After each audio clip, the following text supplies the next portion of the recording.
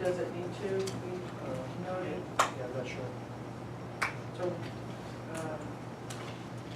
When's the next time we need to do one of these? I know that our attorney's already a signatory, so this, I think this is an addition to that, is asking our executive director to also become one, because the requirement is that both sign off on that.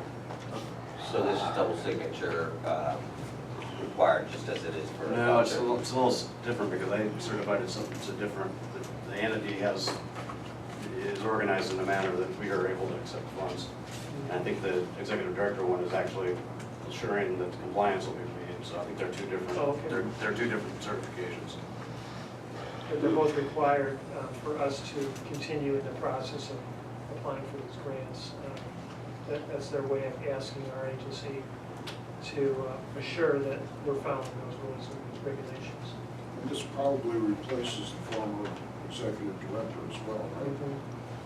Well, I would think that the executive director, although interim, is hired to perform these functions, and if this is a requirement of function of the job, then it makes sense. I just wanted to double check about the legalities of this signature, and there's big concerns about the federal grant. Yeah, I think maybe we might just modify it, add a section that the executive director will notify the board.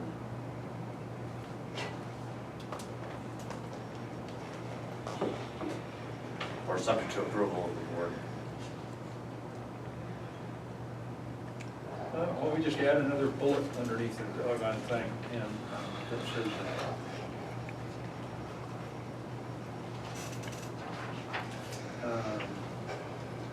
can you give us the bullet, Matt? Yeah, I'm working on it right here. Okay. So. And as I understand it, this electronic, this is a new software program that replaces one that was in existence, and now it's called Team, is that right? Well, no, now it's currently called Team. They're going to switch it over to Trans. But this is a requirement under Team, under the federal government, in order to prove those, that you're following those certifications and assurances. So if we add a fourth bullet, any submissions to FTA are subject to board ratification or approval.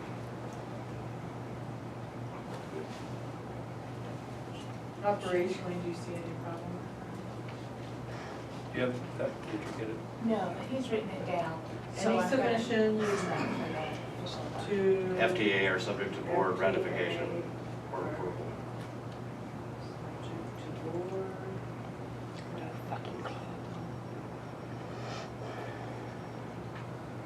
Okay, with that addition, I would move approval of resolution 9.14. Is there a second? I'll second. They moved and seconded to approve resolution 9-14 with the addition. Further discussion? All those in favor signify by saying aye. Aye. Opposed? Aye. 4 for, 1 against.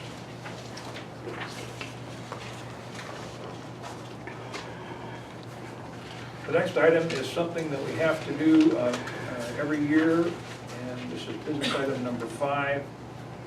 And this is a resolution adopting our 2015-2017 affirmative action plan. And you have a copy of the resolution. You also have a copy, an Exhibit A, of the form that indicates our affirmative action plan itself. So this is the affirmative action report. It looks like Exhibit A seems to be a report. I'm not, it doesn't, it's not a plan. I was thinking the same. I mean, it is the report, I think that's needed, but I'm wondering why we're referring to it as a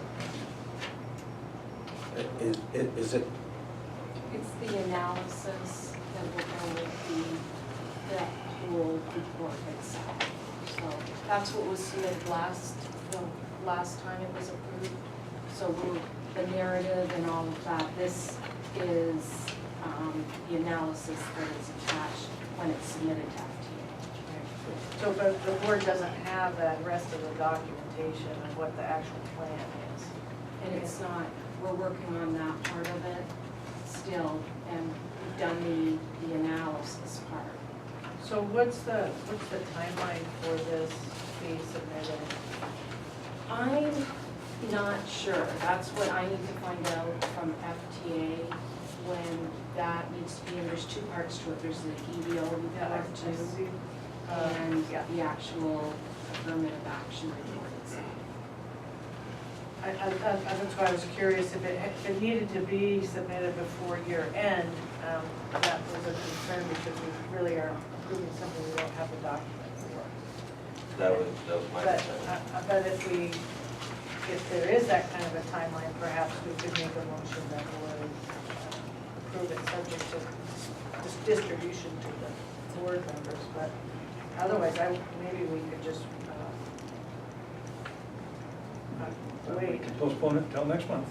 That's what I'm wondering, till If you we don't have have the it, rest if of we it. don't have a time, Yeah, I know we're in this transition and people are trying to pick up pieces that they do. Yep. And if this is what was presented last year, I remember having a conversation with Martha about this at that time.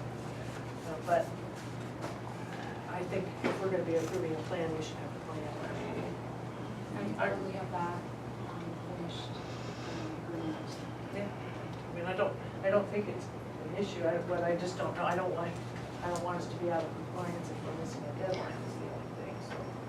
What do you guys think? What would be the It may be the end of January? when the 2015 certs and assurances are due to FTA. And my understanding, the plan itself has not changed, it's just, Yes. Every year. It wasn't included last year. No, and it's actually every 3 years. Well, maybe that's what, okay, So that's probably why. But the plan should be part of this resolution, I totally agree with that. Yeah, I'm not comfortable, all right. So could we Let's, just, we'll postpone this action item Yep. until next? We'll postpone this one until our January meeting. Can you make a note of that, Meg, and make sure that we Right. put this in our Yeah. program for the next meeting? Yeah. Okay. No, I mean, I get it. This is the part that's changing, so it makes sense that would be what would be. This is item. Excuse me, I'm sorry. No, I'm just. Business item number 6 is an item that Ellen Fresh Johnson has brought before us, and it is a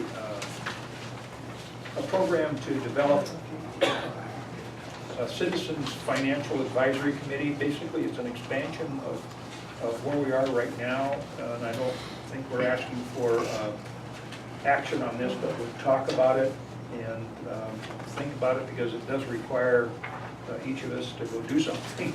And so Helen, why don't you just take it from here?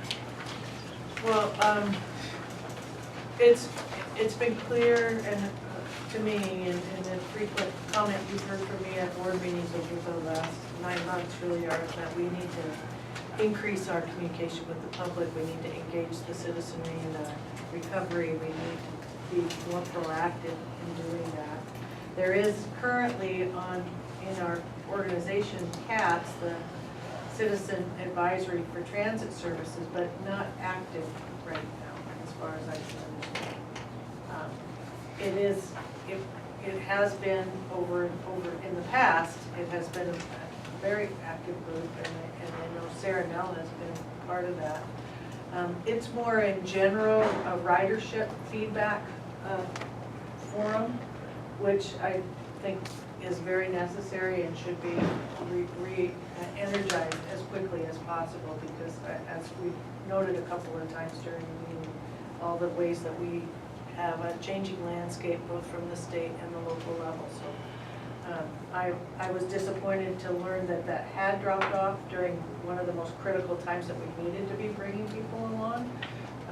So that's one of the things that was put before you. And then the draft of the creation of an Island Transit Citizens Advisory Committee is just my efforts to put to paper some of the concepts that we've been talking about over the last few months. I appreciate Jim Sundberg being a sounding board, and he was kind enough to take this also to his city council members for some feedback. I shared it with the board of county commissioners as well, to kind of just in draft form to get some preliminary feedback about this. It doesn't have to be a financial advisory committee, it could just be a more technical committee, but the idea that I have and the whereases that I put forward are basically that we found that the checks and balances were not sufficient, and that we need to create stronger checks and balances and financial policies and board policies for this organization, and that we welcome the input and the engagement of our community in a full review of the financial policies and practices, and that in fact our successful recovery depends upon community engagement and support for those efforts. So this is clearly a draft. I think what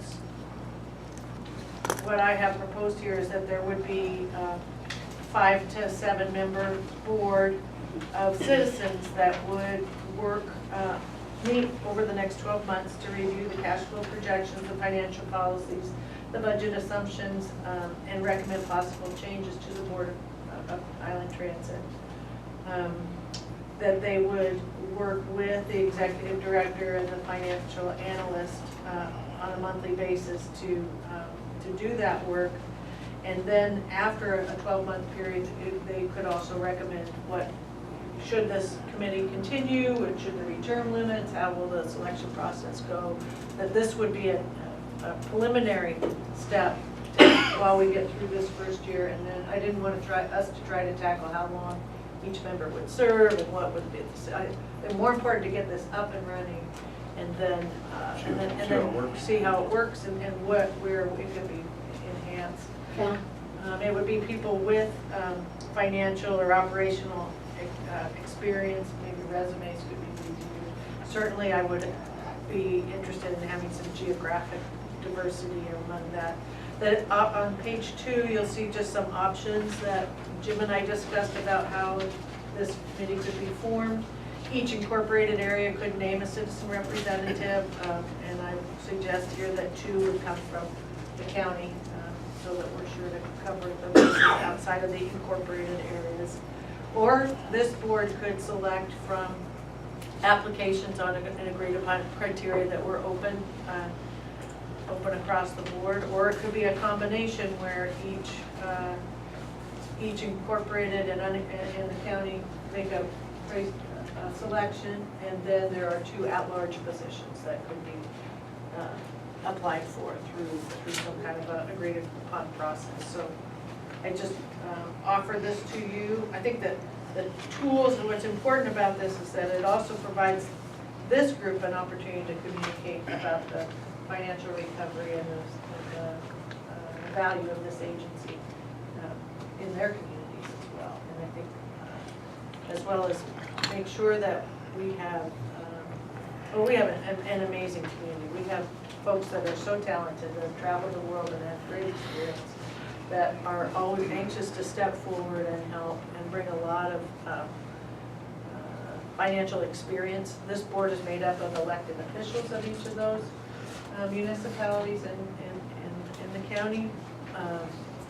We come from a varied background. Many of us do have a small business background, but that isn't a requirement of this board membership. And I think if we can use this opportunity to tap into the rich resources of our community to help with the recovery of our agency, I think that would be worthwhile.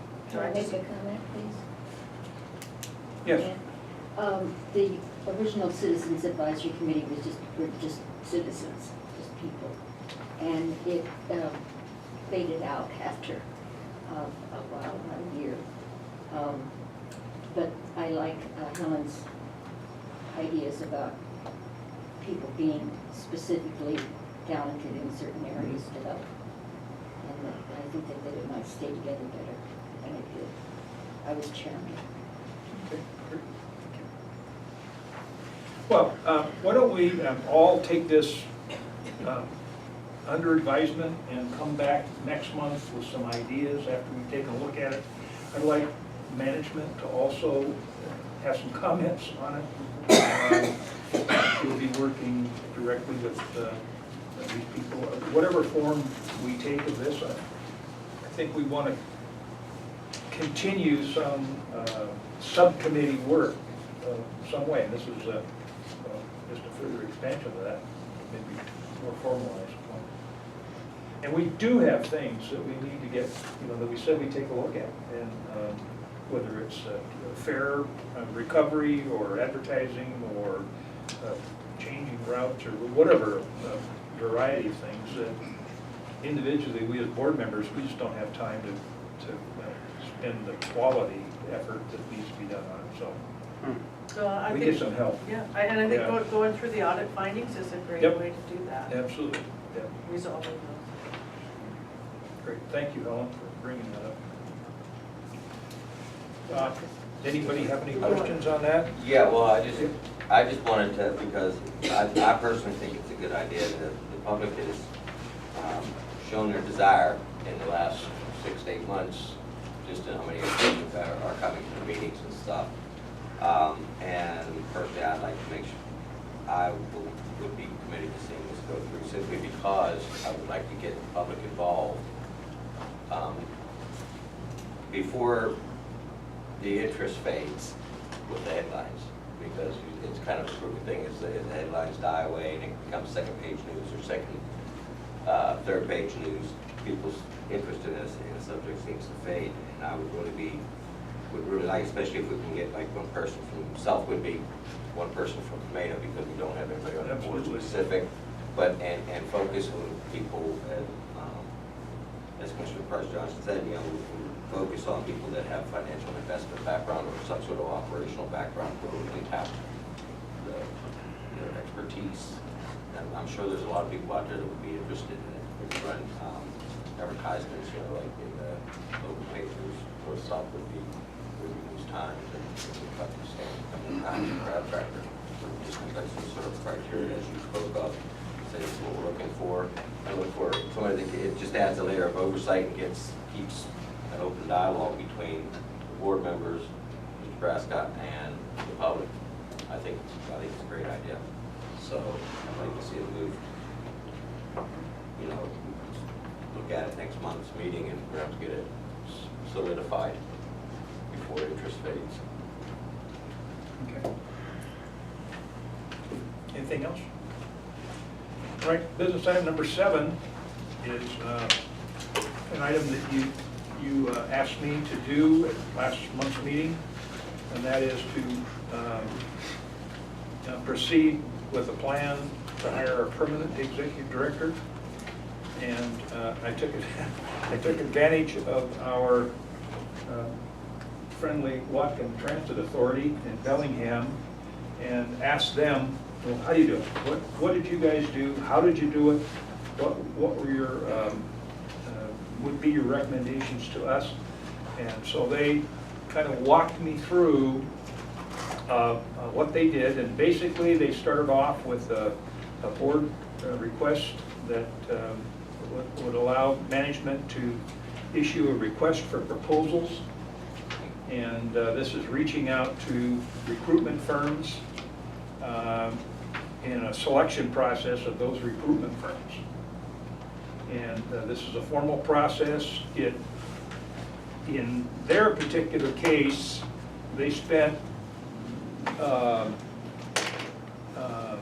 about 3 to 4 weeks with an open proposal, and you collected all these proposals.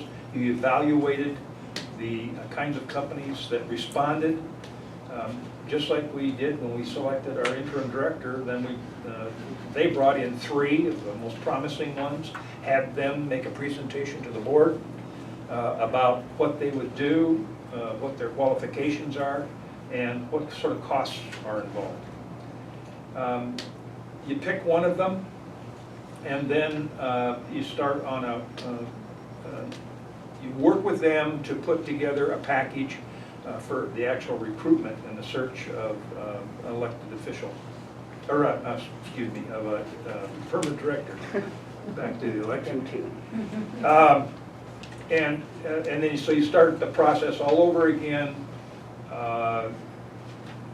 It's going to take us probably a good part of next 6 months to do this process. I mean, it just takes that long. And basically, it's we'll just duplicate what we did when we selected Ken, and you know, it's sort of the same sort of a deal. Anyway, so the start is to authorize this RFP.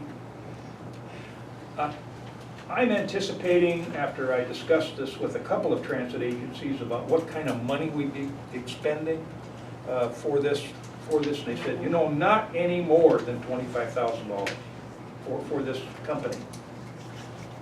And they said probably less. That right now there's 2 other agencies that are looking for executive directors, and they're going through identical process just like this.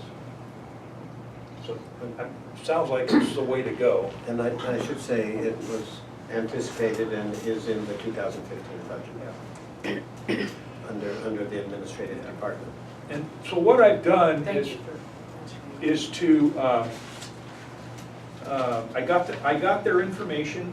We did some footwork, homework all on our own. We put together the actual request with timelines.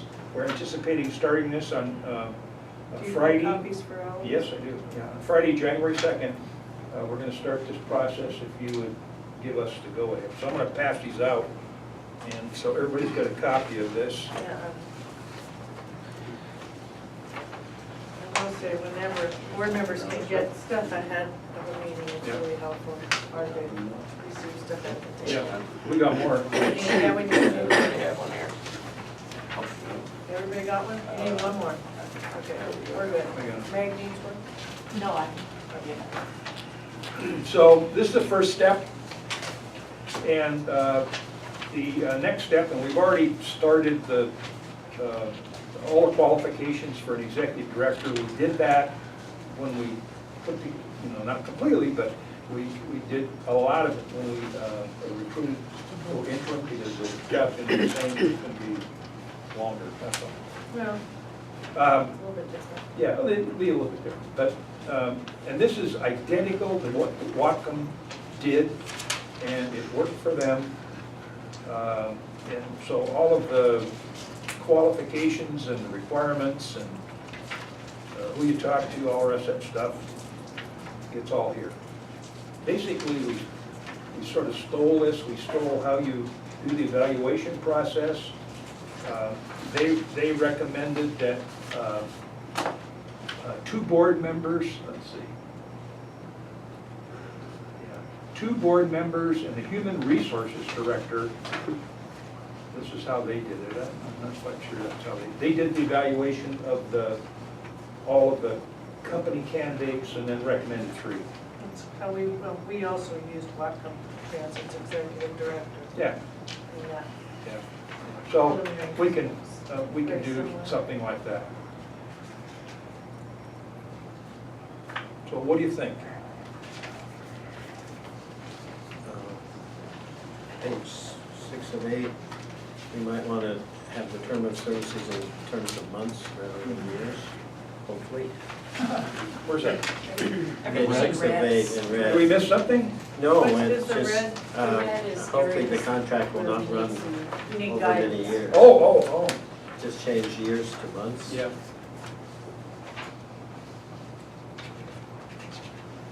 I think months would. Well, Well, some, you know, and I know some of these people have an ongoing company that they hire, and they keep them on the books for some period of time, and they do all their executive hiring. Right, Not but just, I think we probably probably, why it's we in can red. specify a 6-month period with a. Robin was just saying, everything that's in red is what she's hoping for direction from the board. So, forwarding it.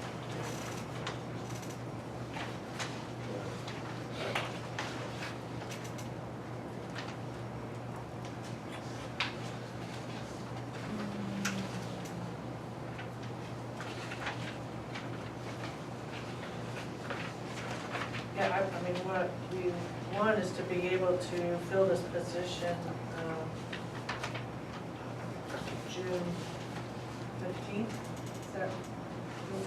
Is that, you're the interim contract is December 15th to June 15th. June 15th, So- yeah. And we would want, and I don't know if Mr. Grasko would be one of the applicants, but we want to make sure that there's transition there as well. So, Well, I guess the first thing is everybody agree that this is the way to go? This is the way to do it? I don't have a problem with it.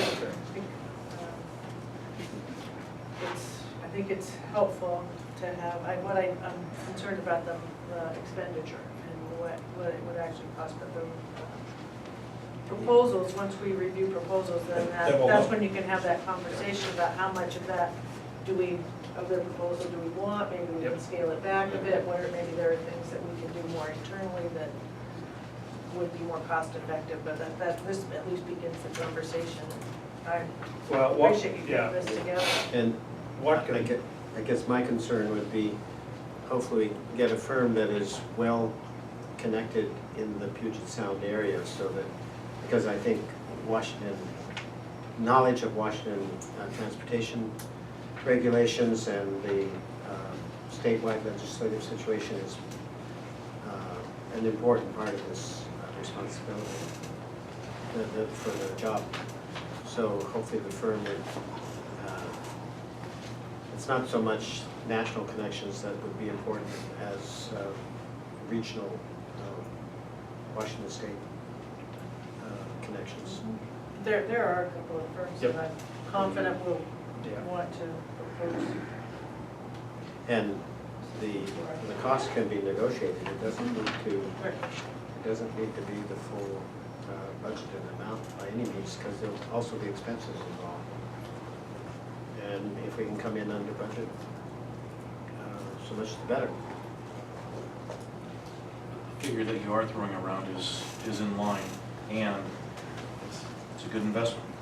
Yeah, yeah, I think so. I agree.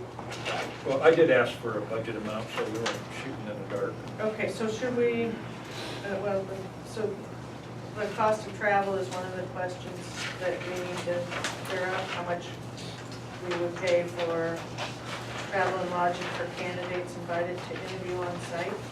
Do we need to include that in this request for proposal? Can't that be decided at a later date? That seems like a way to do that. Typically, those firms they look at that as an investment on their end. So those applying and those putting in a proposal, they have no problem stepping forward and paying the cost to step in front of you and interview. Yeah. So Yeah, I don't- maybe that perhaps shouldn't that be there. sentence could be omitted for now, That was what I was unless it gonna needs to be That's- brought in later. This is just to clarify, this is the cost for the actual candidates, not the firm itself, not the exact.